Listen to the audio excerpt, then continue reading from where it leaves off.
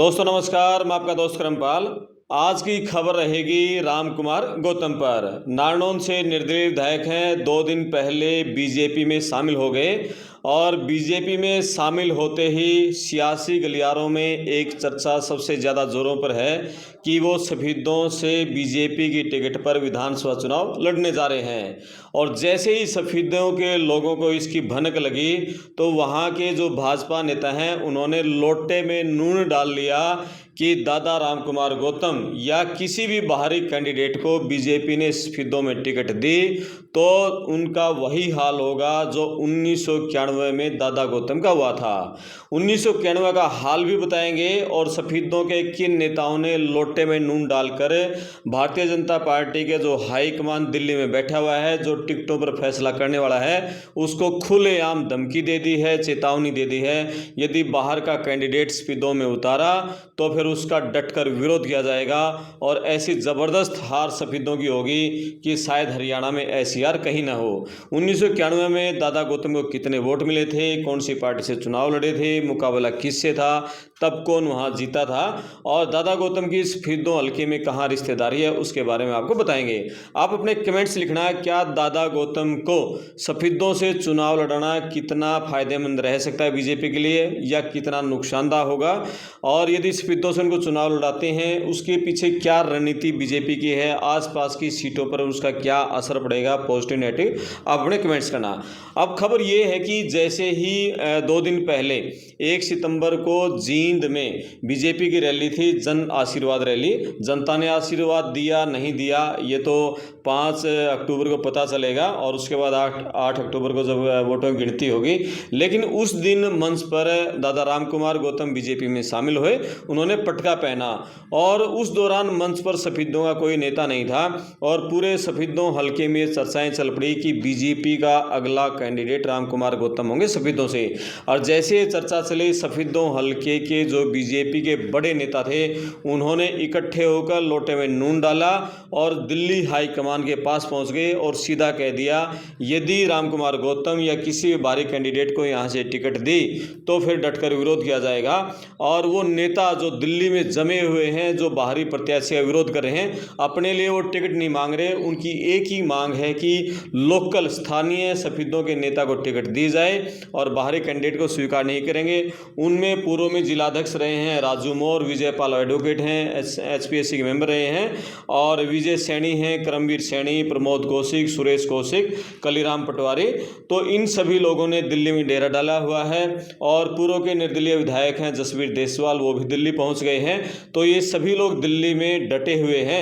और इनसे अलग बात, जो पूर्व में 2 बार विधायक रह चुके हैं सफेदों हल्के से, बच्चन सिंगारिया, उन्होंने तो जैसे ही राम कुमार गौतम ने बीजेपी ज्वाइन की तुरंत जींद रैली से सफेदों पहुंचे, कार्यकर्ताओं की मीटिंग बुलाई और खुलकर ऐलान कर दिया कि सफेदों की पगड़ी को बिकने नहीं दूंगा, झुकने नहीं दूंगा और इस पगड़ी की लाज रखूंगा। और उन्होंने ऐलान कर दिया 7 सितंबर को वो अपना नामांकन करेंगे, चाहे बीजेपी की टिकट मिले या ना मिले। नहीं मिलेगी तो निर्दलीय को देंगे और मिलेगी तो बाद में उनका पत्र जमा करवा देंगे। लेकिन 7 सितंबर को पुरानी अनाज मंडी में हजारों की संख्या में कार्यकर्ताओं के दल बल के साथ बच्चन सिंगारिया अपना नामांकन करने जा रहे हैं।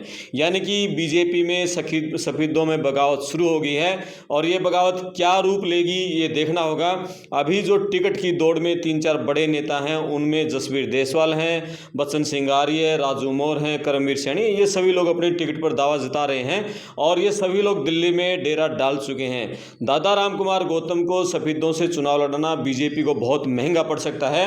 राम कुमार गौतम ने एक बार सफेदों हल्के से चुनाव लड़ा था निर्दलीय, और वो चुनाव था 1991 का, और उस चुनाव में ऐसी करारी उनकी हार हुई थी, मात्र 1500 वोट मिले थे उनको सफेदों हल्के से।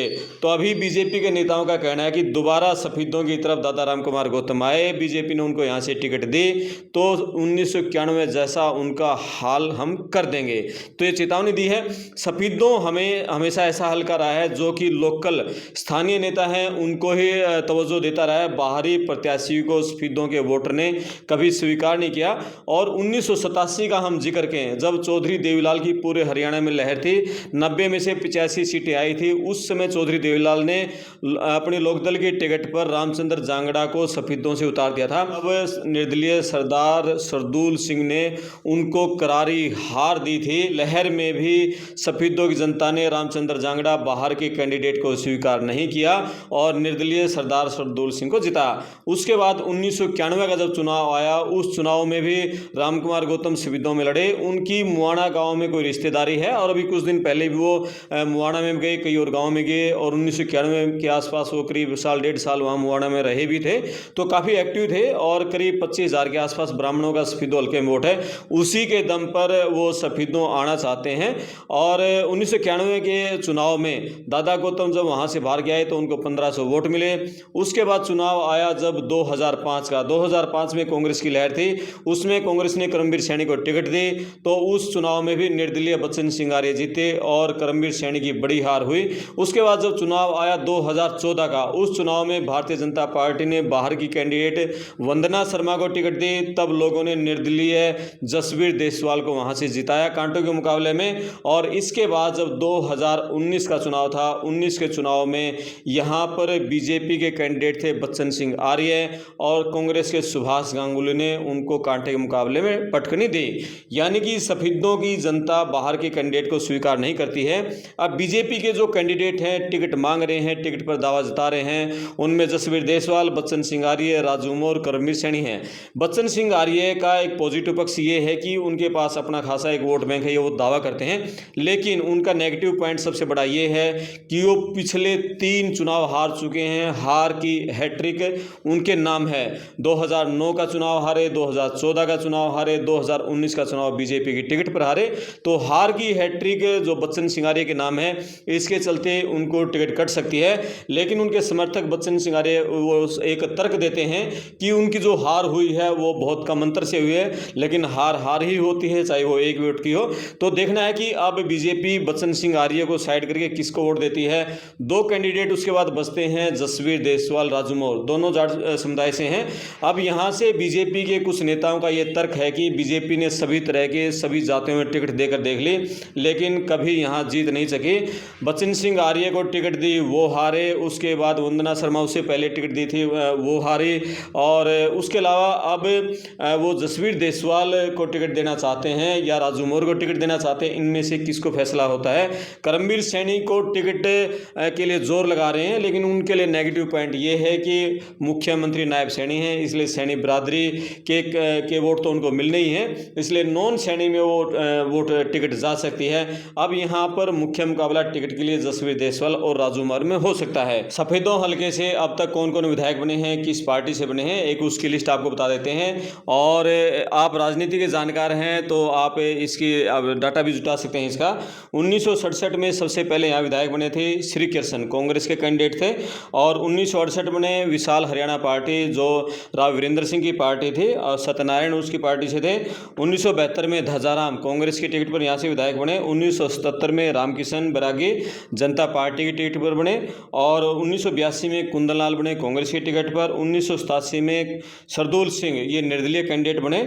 और उसके बाद 1996 में रामफल कुंडू समता पार्टी की टिकट पर, जो देवीलाल की पार्टी थी। और उसके बाद 2000 में फिर रामफल कुंडू बने इनेलो की टिकट पर।